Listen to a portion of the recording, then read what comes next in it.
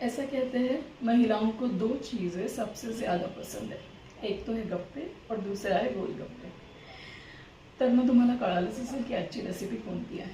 नमस्कार, मी हर्षला आणि हर्षलाच किचनमध्ये आपलं मनापासून स्वागत आहे. आणि आज आपण इव्हनिंगला आवर्जून अशी खाल्ली जाणारी डिश आणि ती पण कोणतीही विशेष तयारी न करता 15 ते 20 मिनिटामध्ये तयार होणारी अशी रेसिपी पाणीपुरी कशा प्रकारे बनवली जाते ते बघू.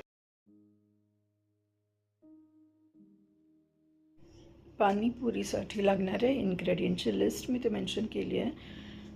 अगदी कमीत कमी पदार्थ वापरून ही आपली पाणीपुरी रेडी झाली.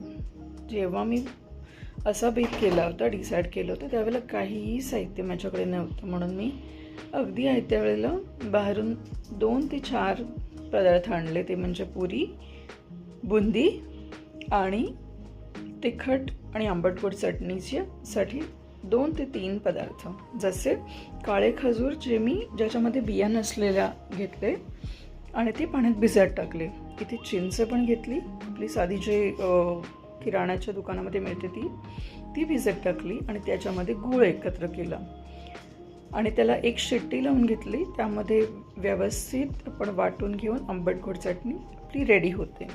आता तिखट चटणीसाठी जे पण साहित्य घेतले आहे त्याच्यामध्ये जेवढे आपल्याला तिखट चटणी हवी आहे तेवढ्या जास्तीत जास्त मिरच्या, कोथिंबीर, थोडी पुदिन्याची पानं आणि आलं.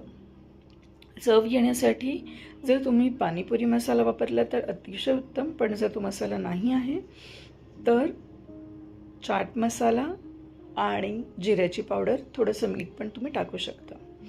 असं आपण बुंदीनी गार्निश करू शकतो आणि थंडगार पाणीपुरी एन्जॉय करण्यासाठी आपण आयत्या वेळेला जर आपल्याकडे जास्त टाईम नाही आहे आणि असा बेत केला तर आपण बर्फानी ते एकदम चिल्ड पाणीपुरी एन्जॉय करू शकतो.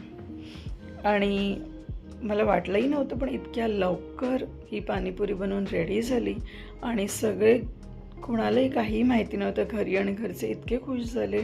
संध्याकाळचा हा बेत जो आमचा होता तो अतिशय सक्सेसफुल झाला आणि सगळेजण खूप खुश होते. अशाच रेसिपीसाठी हर्षलाच किचनला फॉलो करा. थँक्यू.